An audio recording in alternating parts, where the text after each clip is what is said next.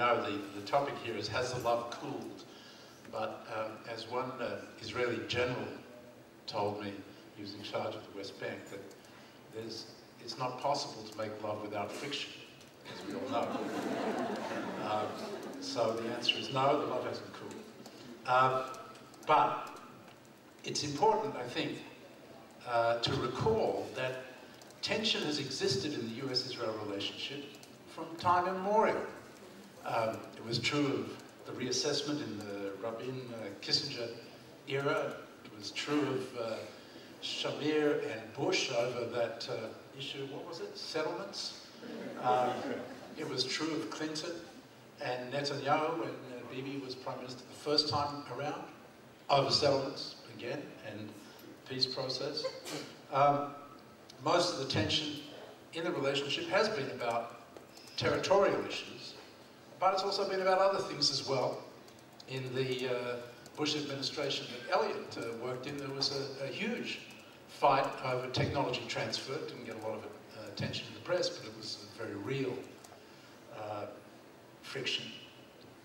But if you take a long view of the US-Israel relationship, you see that notwithstanding these periods of a good deal of tension, the relationship has deepened and broadened over the years. And that's partly because of the base of common values that you all know about, and I won't elaborate on that. But it's also because in each decade, in each era of international relations, since the Nixon administration at the height of the Cold War, the United States and Israel have found a basis for building on those common values, a partnership based on common interests. In the Cold War, it was partners in the defense of freedom, with Israeli aircraft shooting Soviet MiGs down over the Suez Canal. In the post-Cold War era, it was a partnership in pursuing peace, not just with the Palestinians, but with all of Israel's neighbors. In the post-9/11 era, it was a partnership in combating terrorism.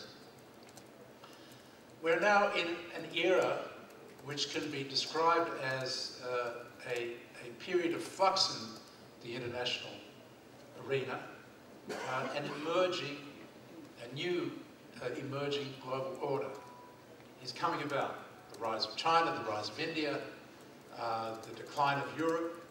It's good to bash Europe here, as you can see.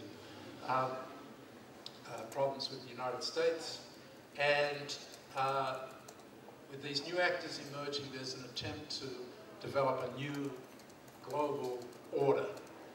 Where will the US-Israel partnership fit within this new global order? Well, there are two critical issues that affect Israel directly and the US-Israel relationship.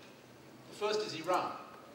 Here, interestingly, the United States and Israel, Obama and Netanyahu, have forged a very good working partnership that has produced a common effort by the international community to try to curb Iran's nuclear program. The other issue, which touches on Israel in terms of the emerging global order, is, of course, the Palestinian issue. And the danger to Israel, and therefore to the US-Israel relationship in this emerging global order, is that Israel will find itself on the wrong side of history, especially because now we have a new part of the emerging global order which involves a new order in the Middle East that is going to be more democratic. And the Palestinian issue will come back surely to a high-profile role in this region as well. And so the question then is, can the United States and Israel form a partnership to deal with this issue?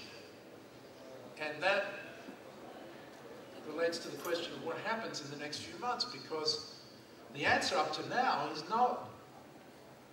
And that's the source of the friction. The United States and Israel are not on the same page yet when it comes to resolving the Palestinian problem. And the fact that the president can give a speech in which he makes a statement about the need for the negotiations to start from the point of 67 lines with swaps, which in itself is no great departure from previous US policy. But it caused the Prime Minister to upbraid the President in the Oval Office in public. No doubt the Prime Minister had reasons, but nevertheless it's I think a good manifestation of the lack of a partnership. And the President, as far as I can tell, in this speech, was actually doing a modified version of the Baker version back in the bad old days of the Shamir-Bush relationship. That is, you recall, he gave the phone number out and said the Israelis should call the White House when they're ready to get serious. What the President did, this President did, was basically say, when we get back to negotiations, here's what the basis should be.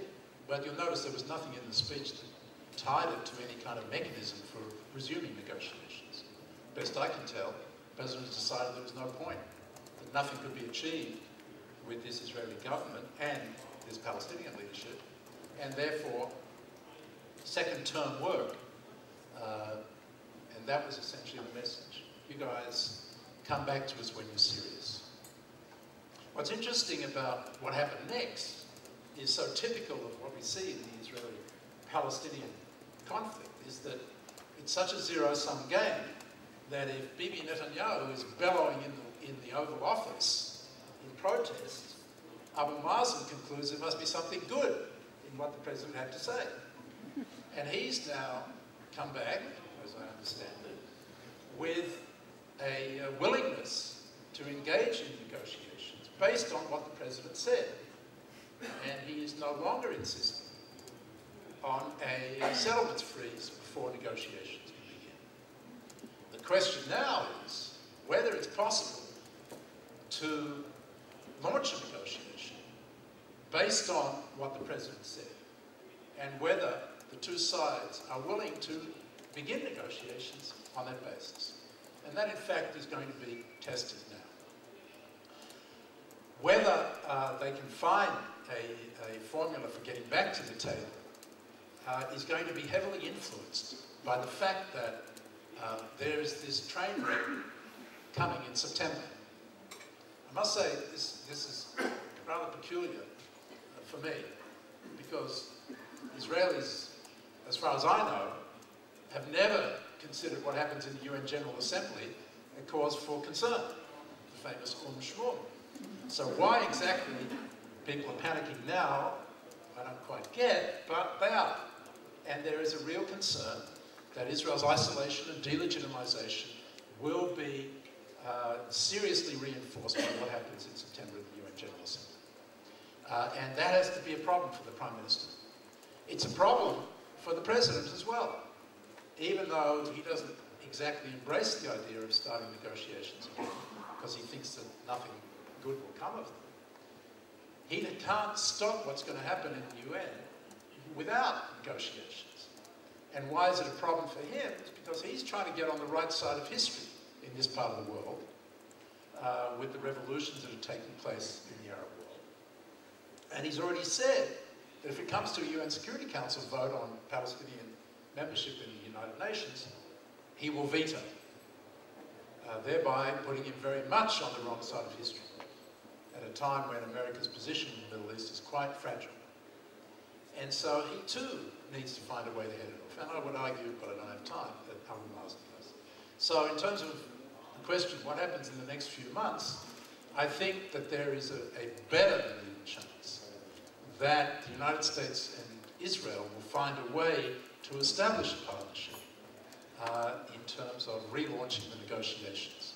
But whether that can actually produce an agreement remains a very big question, and I suspect that there'll be a lot more friction